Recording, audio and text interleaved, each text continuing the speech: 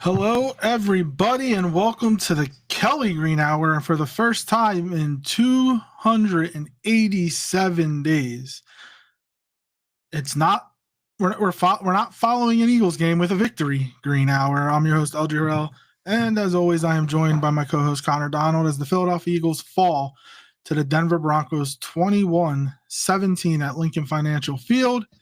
Connor, I don't know where we're going to start, but that fourth quarter was not a fun watch. No, it was not. Pretty much after the Saquon Barkley touchdown to kick off the third quarter, it became thoroughly unenjoyable to watch after that. And in typical fashion, the offense played one half of football and completely disappeared after that. So, how about we start there and the disappointment of the offense? Yeah, we will start there. But as always, before we get started, follow us on Twitter at Kelly Green Hour. Follow Connor on Twitter at Connor10. Follow me on Twitter at LJHerald54. And follow the Eagles Pinpull Network on Twitter, YouTube, Facebook, and wherever you get your podcast at Eagles Pinpull Network. And if you're joining us, I'm sorry. I'm like thrown off because it's a Monday. B, we're coming off a loss. It's just weird. If you're joining us live, let us know your thoughts on the game. The way Jalen played, AJ, the defense. Just let us know it all. All right, Connor. First, starting with the offense, do you think that Nick Sirianni acquiesced to AJ Brown after he sent out that tweet last week? They threw the ball 38 times, dropped back 44 more. And we're a running football team now. And obviously the running game has not worked as well this year, but something changed because they don't throw the ball this much, and they did this week. What are your thoughts on that? I mean, maybe we can say he over acquiesced to AJ Brown, because I agree with you. I think somebody posted that after the Saquon Barkley touchdown in the third quarter, or even the whole second half as a whole, they ran the ball one time. One time they ran the ball and they had a lead, or like they were at one point ahead by 17 points, and they ran the ball once. It's infuriating to me that this team can't just find a balance and find a way to keep their players happy with a balanced approach. And that's the issue that I'm coming to, is we shouldn't be throwing the ball 38, almost 40 times. We probably don't need to rush close to 40 times. There's a way that you can balance both of those approaches. And it feels like at the start of the season, it was way too run heavy. And now it feels like the noise that's happening all around Philadelphia, the noise that's happening with AJ Brown, the lack of noise from Devontae Smith apparently is speaking volumes as well in his disappointment with his usage.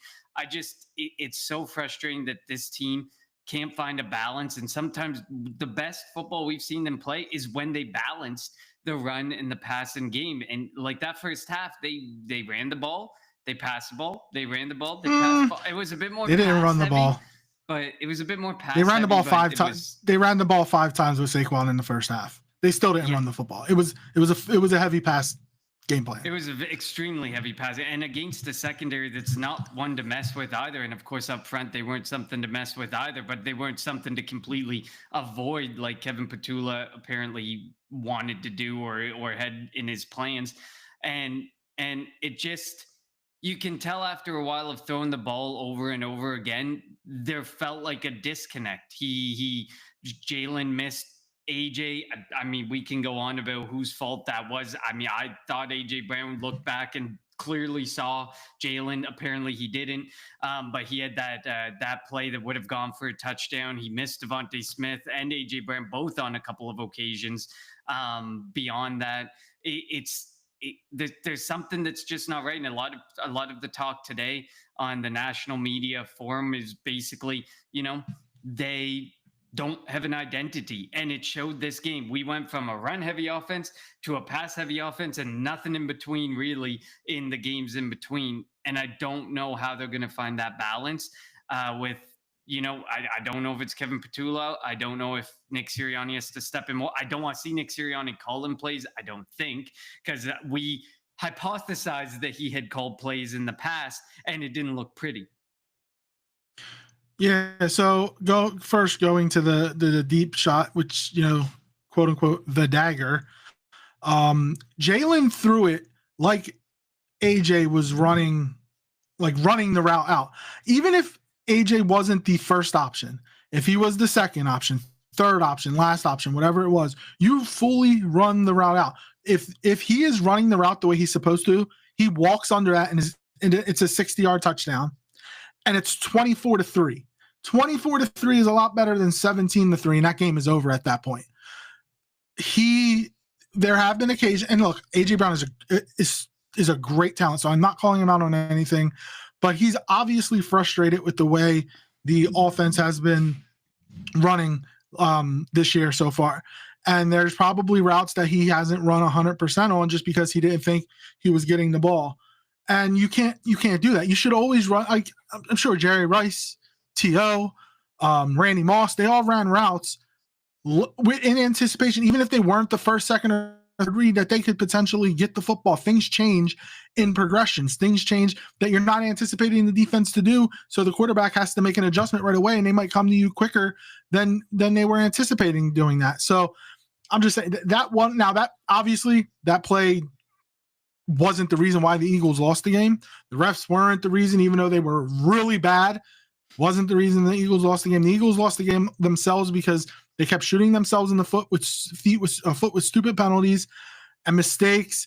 The long, I think it was either third or fourth down. They threw the 30-yarder to Smith, and Jahan Dotson and Saquon Barkley both didn't get set with a full second. Like, dumb penalties, illegal man downfield on Steen. Like, I feel like that happens every week on the Eagles offensive line, which has not been good this year.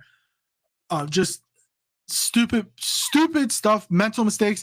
Now, I don't fault Zach Bond because it looked like I think it was RJ Hart. Somebody was it looked like he was still lunging forward, but it reminded me of the Brandon Graham penalty against Washington. What was that, 3 years ago? 3 or 4, or actually no, maybe that was, I don't know. Was that when I don't know if Sirianni was still the coach or not, but there was a penalty on Brandon Graham against Washington. I think it was a Monday or Thursday nighter when the Eagles were still, it was when they got their first loss, whenever that was. It was 5, 6 years ago. And I can't really blame Zach Bond, but you kind of have to be smart. Another personal foul penalty on Jalen Carter. As much as I love Jalen Carter, I feel like he hits one of them every game, it seems like. That's not good. They have to be smarter. They are a very undisciplined football team. Now, I said I didn't want to blame the refs, but that was a grounding penalty on Bo Nix, and that takes a third, and that goes from, ended up being 3rd and 6, which Denver converted.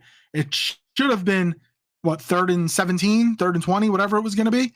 That was an intentional grounding. That was a defensive pass interference on Dallas Goedert on the second to last play. On the Cooper DeJean, when he hit Bo Nix's arm, that was close. I didn't think they were going to call it a fumble, but boy, was that close. And they called it a fumble on the field. I don't think there was enough evidence to overturn that. But there were just so many things that went against the Philadelphia Eagles that you had to play a clean game, and they did not, and that's why they got their first loss.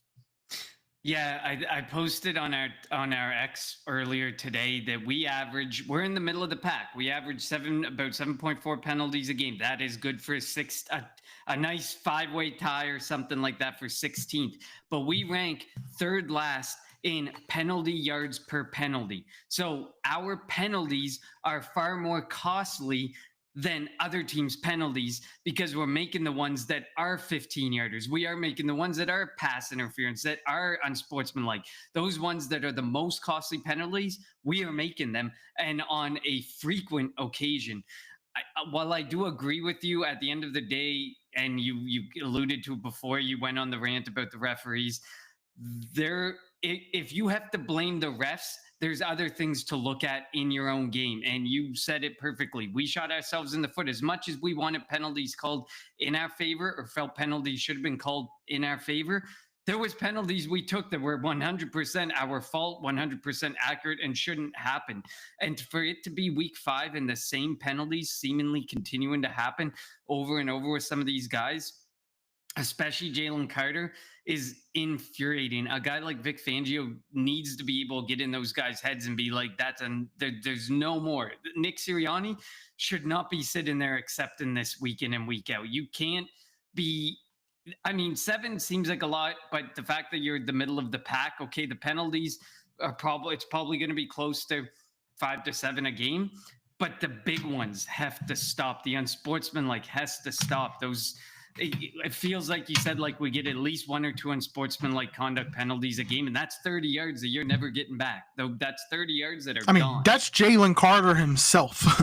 pretty much exact. And then of course the taunt. I think in the prior 3 weeks we had those stupid unsportsmanlike taunting penalties where they walked over a guy, which I mean, you can't do that. That's clear. If you stare down the guy you just tackled or you walk over the guy you just tackled, you're getting called and you're getting fined. Like the fact that people week in and week out act like that's blasphemy that it's happening, the NFL has made it clear that they are not going to stand for that. So luckily we didn't have one of those this week, but I'm sure we're going to have another couple before the end of the season. And I will say though, they're not consistent with that taunting penalty because there was a game, I think it was the Vikings game, the game early in the morning. Jefferson caught a pass and did literally was in the face of the defender for who were they facing? The Browns. And that was more taunting than what DeJean did last week, and they didn't throw a flag. So they are very inconsistent with that because I have seen worse things than what DeJean did, and DeJean got fined, which was BS, $11,000+, and a flag got thrown on him. So if they're going to call it, they need to be consistent about it throughout with everybody. The revenue that the league is making off fines right now, if I was the NFLPA, I would be up in arms over the money being taken from the players, to be completely honest, especially over some of the penalties that have been called. I get it. Jalen Carter deserved every penny of that fine that he got when he spit and Dak Prescott. That's just nasty stuff. You just don't do that. But to step over a guy, you accepted the 15-yard penalty that hurt your team in the game. You don't need to lose the majority of a game check as well while you're at it. If I was the NFLPA, I'd be like, okay, we got to cool it with some of this stuff. But that's another discussion. And then that Vikings game, in Browns game, obviously I didn't get to watch a lot of games once the 2:00 game said. I don't know how the referees impacted some of the other games, but that game was pretty brutally called as well. The refs are terrible. The refs are playing too much into some games, but at the end of the day, I totally understand that you cannot review every single play. You cannot. I mean, some of the plays, they can quickly come up on the headset and be like, that's wrong and something should change, but you can't do that constantly. The game of football is long enough without an added hour and a half of reviewing plays, or the New York calling down and being like that you didn't call that right. So we do have to understand that there's going to be ticky-tacky in the moment plays, and that Zach Baum play, that's as ticky-tacky as it's going to get, because at the end of the day, forward progress is a mess. When you're going for forward progress, the referee decides when the progress has stopped. And that makes it extremely difficult for the defense to decide. In that situation, the ref blew the whistle, I believe, at the right moment. Probably could have blew it another second earlier. He was clearly not going any further. And that allowed Zach Bond to come down and think that he was still going to make a play. But forward progress is such a painful, offensive friendly thing, and it is so at some point I don't know how you fix forward progress, because you're always looking to get that extra yard, but at some point it's got to be looked at, because it is the cause of a lot of penalties and does continue to make the defense's life a lot harder, and it's already an extremely hard game for the defense. But I mean, outside of that, Kenyon Mitchell looked really good until things got he did rough. not. He looked good in he the had a bad first game. half. He had a bad first half, and then it got bad. But he definitely could have had a better game. He was right there on a couple of the catches that were made. that Cortland Sutton, the one of the big Cortland Sutton catches, he was right there. Probably couldn't do much more except break up the pass. But yeah, coming off of the NFC Defensive Player of the Week and putting up that type of showing was a little frustrating. Keely Ringo, I think, is gonna. I kind of spoke to it on X this morning. I think he's gonna see more of an opportunity. I think as much as people want Howie to make calls on CB2, I think the deciding factor is going to be the Minnesota Vikings game when you face a very formidable trio of wide receivers. Giants are not a formidable group of wide receivers anymore. So Keely Ringo should have a good game. If Keely Ringo has a really bad game, then maybe we can revisit this. But I think that they're going to get every opportunity up to that Vikings game. And if they get absolutely owned by a trio of very good wide receivers, I think CB2 will definitely be visited. But it's going to be at the trade deadline, November 4th, last second call. I think for the next 3 weeks, you can go on and cry about Keely Ringo and Adoree Jackson all you want. I don't think that it's going to change. It's going to be a week of the trade deadline type of move in the bye week as you're contemplating how the first half went and how you closed out the first half. That's when Howie's going to make the decision on the CB2 position, which is ironically around the time I think Asante Samuel Jr. wants to come back. I think he had said that he wasn't going to be good to go until close to the middle of the season, and he wasn't going to sign with the team until he was ready to go.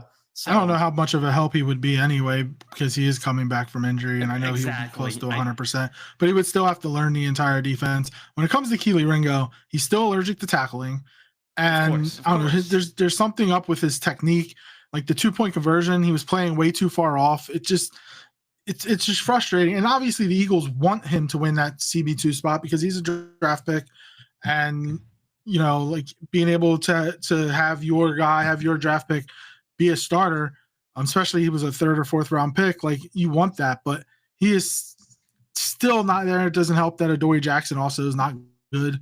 Jacorian Bennett is hurt. Like, we'd like to see more of him, but he's hurt, and maybe he'll come back in a couple, like probably after the bye. Who knows? But I don't know if you'll have learned enough by then, because like you mentioned, the trade deadline is when during the Eagles bye, or right after the Eagles bye.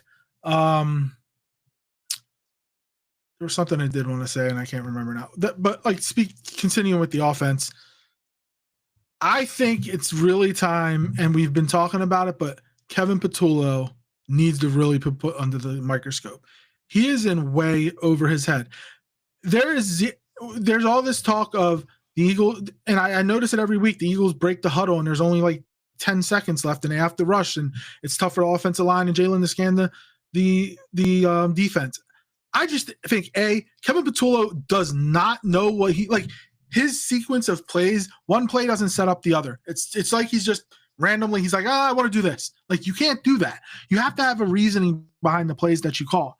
So something needs to change. He needs to get quicker with his play calls. They need to shorten the play calls. He needs to, whatever it is.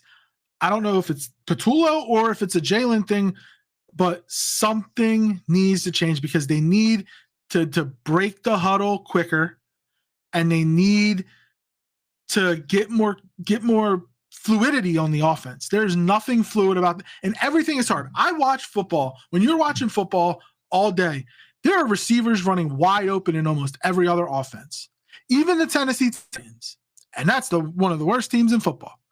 And when it comes to the Eagles passing game and offense, like, it's just a struggle for them to do almost anything. But finally, on a 3rd and 17, the Eagles didn't do that coward draw, and they threw it up to Devontae, and lo and behold, what happened? A first down, a big play. They need to do more of that. Also, actually, no, you can go ahead. I lost my train of thought. I'm frustrated. Yeah, listen, I totally get it. It's funny you brought up that Tennessee game, because that game was hilarious. But beyond that, I agree with you. It definitely was. It's totally an identity crisis, and it stems back to Kevin Patullo.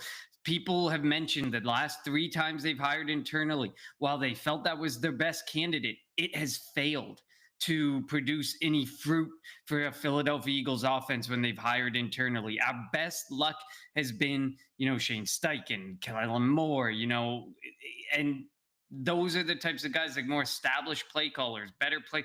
I don't think Shane Steichen was as established at the beginning, but he definitely looked more adequate as a play caller from the get-go. Whereas Kevin Patullo sat, and Brian Johnson, the likes of them, sat behind really great offenses, and it feels like they literally took absolutely nothing from who their previous offensive coordinator was. Like, you just open. I know that every offensive coordinator obviously wants their playbook to look different and be unique, because they want to show teams that they are somebody to look at someday down the road. Obviously, Kevin Patullo is doing a great job of ensuring he stays with Philadelphia, because it does not look like he is getting any head coaching job. But well, we thought the same thing about Brian Johnson, and he ended up going. So he ended up getting a job, but he's definitely not a head coach. And but he didn't stay with the Eagles, though. No, we'll see. I mean, where things go, but they're in identity crisis. I know, like, everyone's saying, like, there's so much just anger out there in Philadelphia right now. Like, for a team that hadn't lost in over 280 days, it feels like we've lost every game for 280 days. The fire Nick Sirianni, the fire Kevin Patullo, the trade AJ Brown crowd is just so horribly and unnecessarily loud. The only one I may agree with is the Kevin Patullo, but obviously you're not just going to give your offensive coordinator 5 weeks and say, see you later. That just isn't going to happen. You're going to either figure out something in-house like they did with Brian Johnson, where they kind of booted him off the play calling duties late in the season, or you're just going to end up suffering through the season with Patullo in some way, shape, or form as your offensive coordinator. But as he calling the plays, we may end up seeing something change there at some point.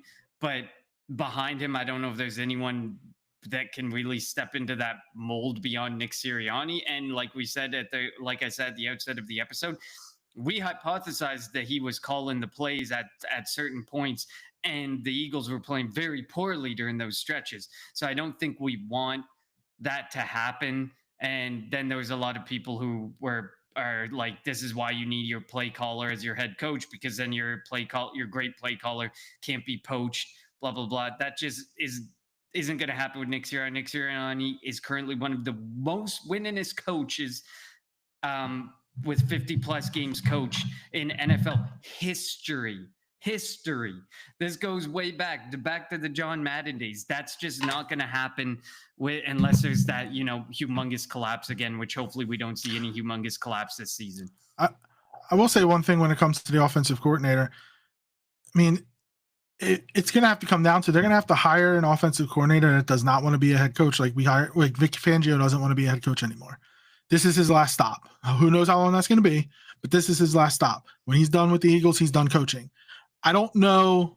I mean, like, the only guy you can think, Frank Reich, but he's the Stanford head coach right now, and he'll only be there a year, so you could technically bring him back. But the only issue with bringing like an old school type of offensive coordinator, the offenses are kind of antiquated. Like, they're not the modern type of offenses, and I don't know how that will work in this NFL.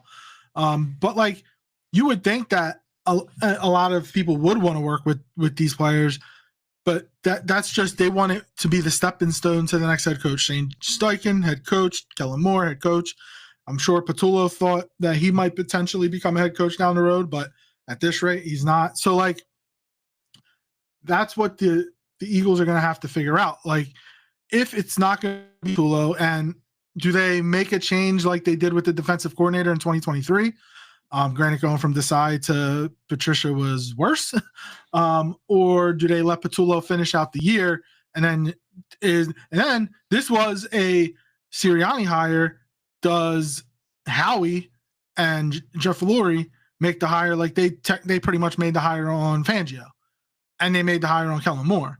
Like, it's just, I don't know how this is going to work, because if you get some young stud from college or whatever, he wants to be a head coach in the NFL someday. He's only going to be here for a couple of years if he's any good. So, I mean, that's the only, like, I love Sirianni in like being the culture builder and all that.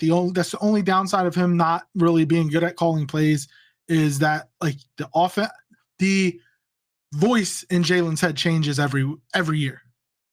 That's it. Like, The offense may stay the same to an extent, like it might be the philosophies that Sirianni wants, but the voice and the way in which games are called changes every year, and that can take an effect on an offense. We have an angry, apparently Broncos fan, Dabalina. At least Eagles got to see the bad calls on them. They showed schemes instead of the penalties. Penalty replay BS calls versus the Broncos in the first half. He was upset at a lot of the calls against the Broncos in the first half and felt that they were just talking about the game. But it's important to note, and you're always going to get away with holds. There's always holds that are being gotten away with. I saw countless holds by the Broncos offensive line against Jalen Carter and some of the edge rushers. And I think it was Cooper DeJean on one occasion was clearly held, and it showed in the replay. You're always going to get away with a lot of hand fighting between receiver and you could call a penalty on every play if you wanted to. You can. It's just, I think the biggest thing is the impact that it has on the game. At what point in the game does it get called or does it not get called? And the reason that they showed the Bo Nix one over Bo Nix grounding that should have been a grounding over and over again, and the Dallas Goedert being held, was because those were monumental shifting moments in the game. Kenyon Mitchell and Cortland Sutton hand fighting 30 yards downfield, and Kenyon Mitchell get in the last little grab or the last little pull that threw Cortland Sutton off is not something that they're going to just show on repeat and say this should have been called, this should have been called. Broadcasters need to show other things, but when it has such an implication on the result of the game or potential result of the game, of course they're going to show it and they're going to play it on repeat, because there's no way, I would hope, as a Broncos fan, that you would say you wouldn't want a grounding call on Jalen Hurts if Jalen Hurts did what Bo Nix did in that situation. I know who they were pointing at when they said, that's who I was throwing to, but you were nowhere. Troutman was nowhere near him. Troutman was nowhere. Troutman was nowhere near. And he was. I can't remember what the ruling is, if they're inside the pocket or outside of the pocket. But I mean, he was. You have to throw it both. You have to throw it to the line of scrimmage, and he didn't even hit the line of scrimmage. Yeah, he was inside the pocket and didn't throw it to the line of scrimmage, and there was nobody there. That is the definition of a grounding, and it goes what turned into a third and 6 in which the Broncos converted, like I mentioned before, should have been a 3rd and 15, 3rd and 20, whatever it was. That would have been a lot tougher to convert, and that could have changed maybe a little bit of complexion of the game. Again, the Eagles killed themselves. They were up 17-3. They had a chance to go up 24-3 if A.J. Brown runs that route fully out. He catches it. He ran right by the safety. He catches it. It's walking into the end zone. His numbers look a lot better. Jalen, who threw for 280, is over 300 yards. 3 touchdowns, and we're all talking, and everybody's talking differently about the game. The other thing that is really hurting the Eagles, they can't run the ball. Last year they got up, and in the second half they ran the ball down teams' throats. They can't do that this year. It doesn't help that they didn't call plays. Saquon got 6 carries. He had 6 for 30, and his last run was a 17-yard gain.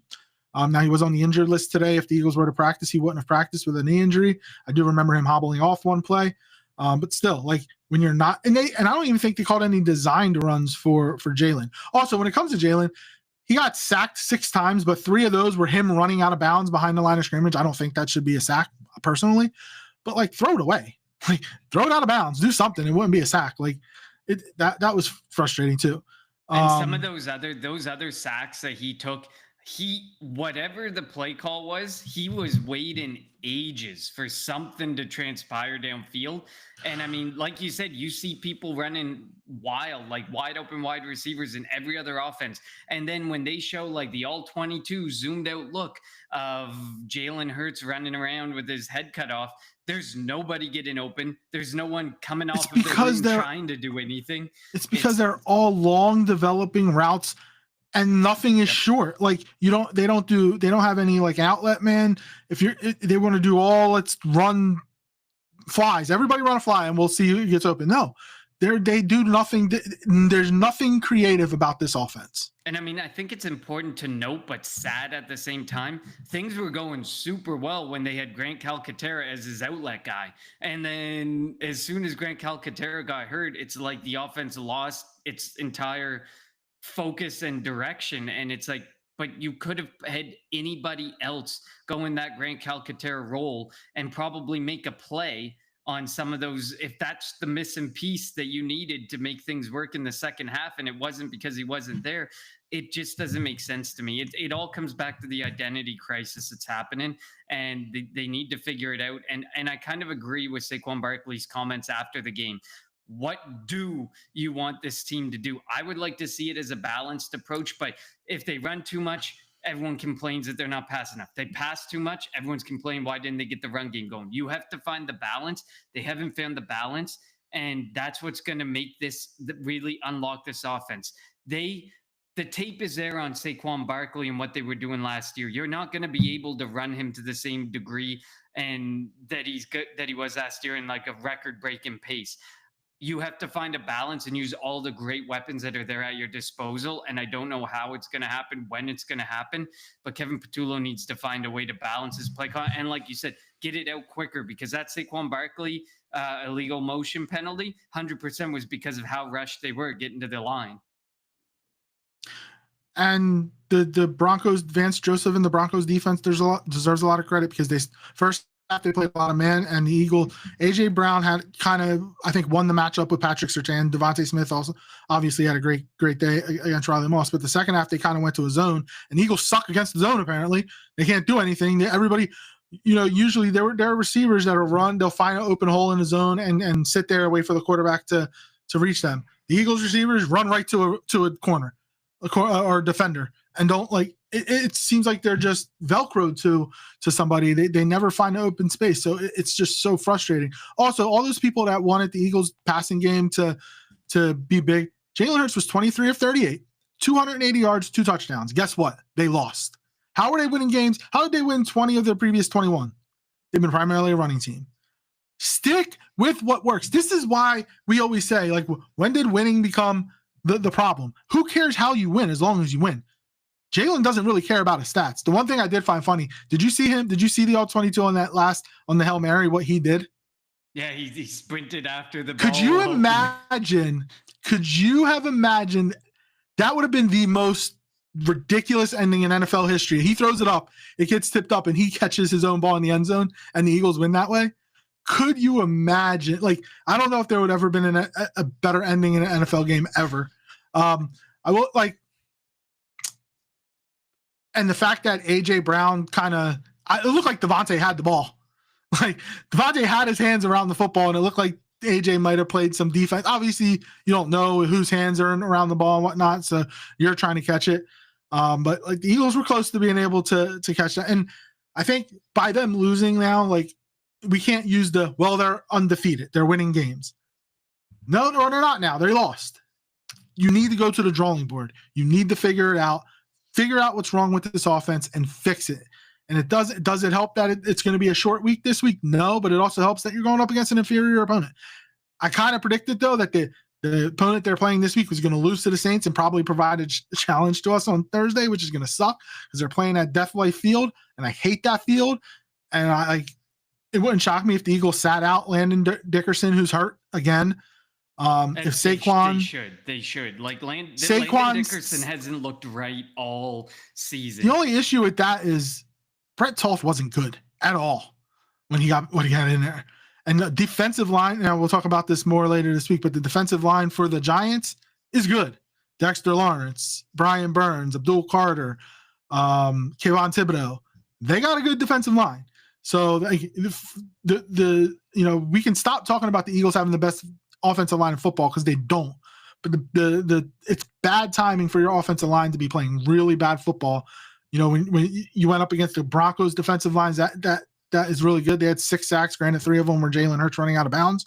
But like, it's a bad time for your offensive line not to be playing good. And maybe this is the week you just keep it simple, stupid, and you run the football, go off play action. Like, let's not be predictable. When you go under center, don't always hand it off. When you're in certain formations, don't always hand it off. Like, do something to keep the Giants off balance. And like, you should be able to, because the Giants suck and the Giants are dumb. But like, find a way to get confidence, because right now the fan base has no confidence. It's not looking good. This offense. Yeah, and I mean, at the end of the day, you still have to respect the Giants in certain avenues, like you said, with the front four that they have, and that's an area that, like you said, we're going to get into it. The Giants can definitely expose, unfortunately, and it's an area we never thought we'd say could be exposed. But I still stand by. I think I said it. I've said it in like probably 2 or 3 prior episodes that Landon Dickerson rushed back week 1 was not 100% and has furthermore hurt himself worse. And I think that the issue now becomes, do you want a Landon Dickerson who can help you at the end of the season and be there for a potential playoff run or a long playoff run? Or do you just want to put him out there, keep him afloat as a shell of who we know him to be, just so that you have an adequate offensive line out there? I feel like he needs a week. He needs a couple weeks. I feel like he needed probably 2 or 3 weeks at the start of the season. And I would have been more than happy to give it then, because at the end of the day, Landon Dickerson punched in there or Landon Dickerson on the sideline. This offensive line is not looking good either way. And he needs to get right. Some of these guys need to get right if they're that banged up. I mean, Cam Jurgens' back injuries, those are long term. Cam Jurgens is probably going to have to play through quite a bit of pain through this season, and hopefully through next off season he doesn't need another surgery and he can really take time and heal up and get better. But Landon Dickerson, this injury feels like it was something minor-ish that they did, the surgery that they did, that he should have been able to come back quickly. But I feel like even then you don't force something to be that quickly. And I think now, obviously, I think it's an ankle now, and it was a knee earlier in the season, but probably some overcompensation at certain parts of his leg, just trying to keep him going, because I mean, your legs are a vital part to your game on the offensive line, especially at the interior of that offensive line. So I agree with you. Let's go back to some simple things on Thursday. Let's get back to winning ways you should be able to, like you said, but it doesn't mean that we can't hopefully figure some things out along the way in this matchup. Let's jump over to the Eagles defense. They first half they were they did really well. They're still struggling against the run. No, they're giving up way too many big runs and giving up way too many rushing yards per game. They got worn out in the second half. They were on the field a lot. Like, the Eagles usually win the time of possession, and the Broncos won it by like 10 minutes. So they took advantage and they wore the Eagles front out. And like, I mean, I thought Quignon didn't have that great of a game. His coverage was on a lot of plays was tight on Sutton. It was just good, back shoulder throws by Bo Nix. But the no pressure once again. A lot of the time, like, Bo Nix was able to move around in the pocket. The Eagles need to figure out this. Like, I would say Azeez Ojulari, for his first action, did pretty well. We'll see. And obviously he's kind of forced in to play with the injuries at the edge position. But I'll be intrigued to see how he does this week, potentially with a little bit more play. Zadarius Smith had a sack. I think that's the second sack for edge rusher for the Eagles this year. And we're going into week 6. That's not good. They're both Zadarius Smith. It's 1.5 sacks for the edge rushers, and they're both Zadarius Smith. And he signed with the team week 2, week 3, something like that. So that's not good.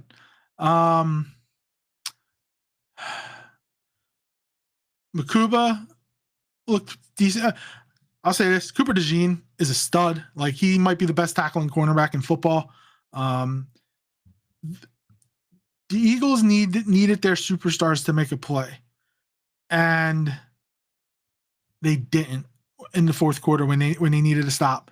And the Jaguars, or excuse me, the Broncos just went down the field and picked them apart in that fourth quarter.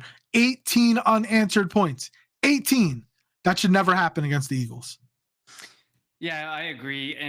But to the same point, I mean, like, when you look at it, like you said, the time of possession, there was a 10-minute swing. And I would almost argue that the 10-minute swing was all in the second half. It was probably close to even around halftime. And the majority or all of that swing happened in the second half because it felt like I was watching the defense out there constant. I think they only had one offensive possession outside of the final, the final hurrah drive that had positive yardage again for the offense.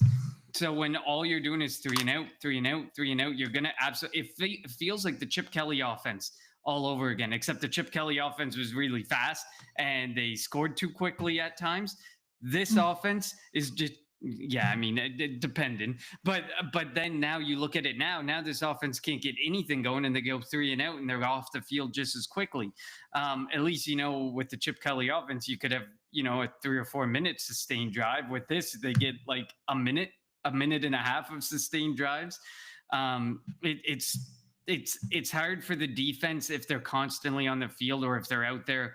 Plus, I'll give them credit, plus 6 or 8 minutes to the offense. Like, that's too much time. That's way too much time. They just needed, I feel like a play could have happened if the offense could have had at one point some sort of sustained drive to give them a rest and to let them just get their feet back under them, because it felt like they never got that opportunity. Zadarius Smith being the only edge rusher to continue to play, to seemingly get any type of pressure, is absolutely infuriating. I know that people would say, well, Nolan Smith's not there. Nolan Smith was not getting pressure before he got injured. So that continued to be, this edge room continues to be an issue. CB2 might be an issue. I feel like how he won't address edge because he knows Nolan Smith, having guys come back. Sometimes there's that quote that managers love to use that I hate hearing, is like, well, we're getting a guy back. So it's like a trade happening, but not happening. And they could potentially think that with Dean getting healthy, Dean can go to linebacker and Campbell might potentially be able to be, which I don't know if I would want to do that, like make that a permanent thing, but Campbell can do that as well. Yes, I absolutely agree. I think there's more of a plan at edge than obviously at CB2. CB2, it's just like, we really want Keely Ringo to win out and show that he can be the guy. Or they're waiting for Jacorian Bennett. They're like, well, we already tried to address it. If Adoree' not the answer, Keely may not be the answer. Well, Jacorian Bennett will be back after the bye, and he might be the answer. It just feels like it's the equation is by quantity versus quality. It is at CB2, and eventually they're going to find the answer just by continuing to sift through these guys. But to me, I think the most frustrating thing on defense was just the amount of time that they had to be on the field, not being able to make one play when the play was needed. It felt like we were playing like a sticks defense at times. When we had the lead, we were playing it too much. And then when it got really close and Denver was driving, it felt like we were still doing it. And I'm like, they had to get more aggressive. It felt like the first half, when they were a more aggressive offense, or they felt like they were a more defense, they felt like they were a more aggressive defense. That's when they were making plays. That's when they were making stops. That's when we saw, like, it just felt like a tale of two halves for both sides of the ball this time. But I don't fully blame the defense on the backside of it this time, because the offense didn't give them a chance to get their feet under them, get their rest, and be capable. As much as these guys are these absolute stud athletes, they can't be on the field for 20 minutes of a 30-minute half of football. It's never going to work. It's never going to be good for a defense if they have to be out there that much. Yeah, I agree with you. That's why I mean, while I am disappointed in the offense the defense for not being able to get any stops, I don't fully place it on them, because the offense literally was non-existent after the Saquon 47-yard touchdown catch. And they have to find, and again, they haven't been able to salt away games with the running game like they did last year, just because the offensive line is broken. The offensive line just too injured. And the running game hasn't been able to get going. I don't know if we blame it on the Madden curse, but Saquon hasn't had the same holes. Saquon hasn't had the same burst. Granted, he did on the catch and run. He beat Alex Singleton, which isn't a surprise. As Eagles fans, we know that. So hopefully they figure it out offensively. I don't know what needs to be done. but they need to find consistency. They need to get Jalen and AJ in a room, and they need to talk because it's apparent that they don't talk. Like, there was a question asked after the game to AJ. He said, after a play like that, you miscommunication. Do you go up to Jalen and kind of talk about it, see what happened? He goes, no, and that was it. It feels like whenever each other is asked about, or whenever one of them is asked about the other, it's a one-word answer, and then they move on. Something is not right, and it's totally different than 4 years ago when AJ got here. We saw the FaceTime call between the two, and I think Jalen is still the godfather of AJ's daughter. Who knows now? Like, I don't know how all that works. Like, if you were the godfather one day and not godfather the next day, I don't know how all that works, but their relationship has definitely changed. It's not as tight as it was. Now, who knows? Like, we don't know, obviously. Like, they could just be together laughing at everybody, but just their on the field interactions and the way that they talk about each other in the media is definitely different. Oh yeah, you definitely feel like a tension there that definitely wasn't there. May have been there at times because they're both super competitive guys, and one of them wants the ball, the other guy's responsible for getting the ball to him. But I mean, after a miscommunication like that, you absolutely should be. I mean, I don't know who should be the one to do it, but I feel like that's a Jalen Hurts thing. Jalen should have went up and said, hey, what was up there? What did we miss? And because obviously he threw the ball thinking that AJ Brown was going to complete his route, he was going to come out of the route, and he's gone for this massive touchdown run. But then there was clearly a miscommunication there along the way. That relationship is, I don't want to say it's beyond repairable, because I think that these guys can work together and repair it. It's just how badly they want to do it and stop playing the blame game and wanting to work together to make this offense the best offense that it can be. And then to hear that Devontae Smith is not happy is really frustrating as well. I mean, his silence, I guess. He did get his numbers this week. He did get his numbers. He did get that 100-yard game, which, has eluded him and is still eluding AJ Brown right now. But even then, I don't think that just one game is going to repair these situations. It has to be a consistency, a balance in the offense. And Doughboy will call you out here. He says offense kept going 3-0. We don't have an identity on offense, including balance on offense. Couldn't agree more. Like, I think that making everyone happy is finding that balance. I think we are no longer, honestly, I don't think we can be considered a run-heavy team anymore. And you need to find a way to be near 50-50 with the way that, depending on the game, some games are going to lead you more towards a pass. This game shouldn't have been this heavy passing, but some games are going to lead you maybe more towards the run, and the run game may be working more effectively. But at the end of the day, they have to find a way to balance it and become more of a team that utilizes all of their weapons, because there are so many guys like Josh Allen, like, Justin Herbert, who would absolutely give to have a manager who's bringing in these absolutely elite weapons for their quarterback to use at his disposal.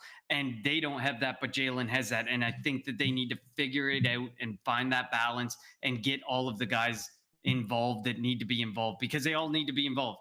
We are not this great offense without all of them being involved in some way, shape, or form and being effective at it. The Eagles should definitely take advantage of this, because in a couple of years, you're going to be playing Jalen Carter, Quinyon Mitchell, Cooper DeJean, I guess Nolan Smith, maybe Reed, but hopefully not to an extent.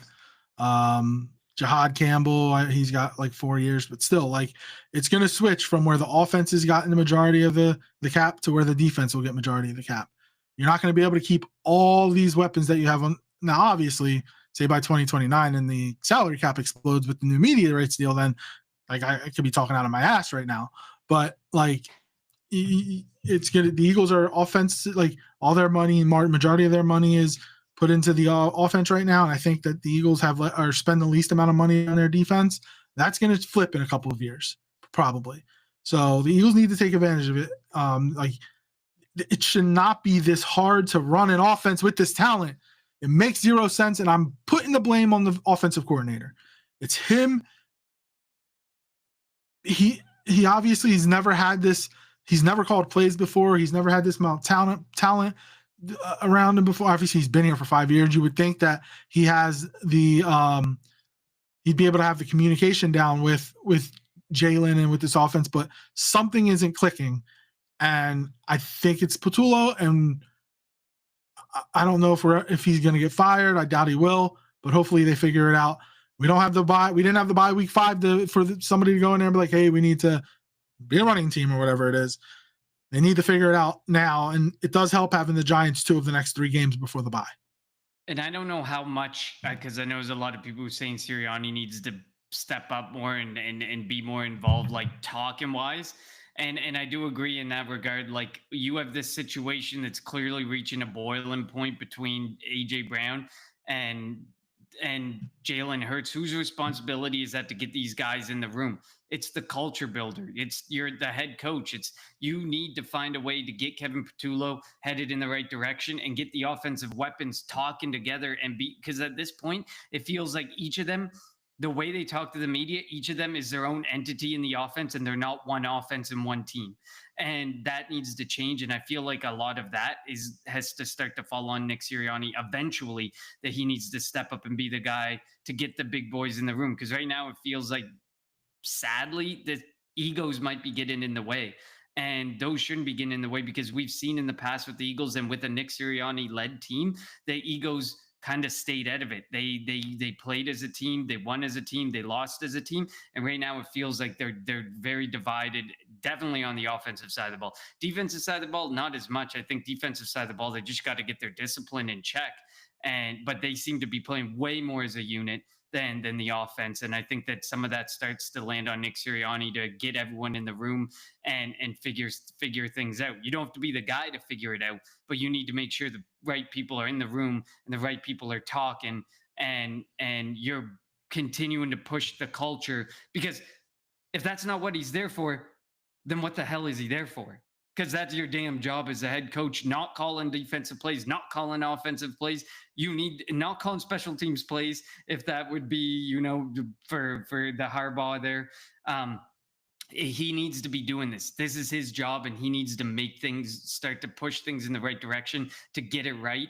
And I don't know if he's not doing it or what he's doing behind the scenes. Obviously, it doesn't feel like he's doing some of the stuff he may be used to do.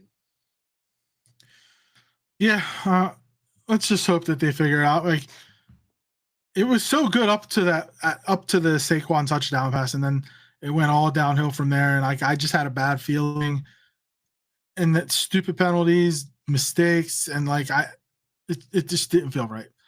So hopefully that the Eagles can turn it around. It does help that the Giants are not a good football team, but it is a division opponent, and we know how division games go.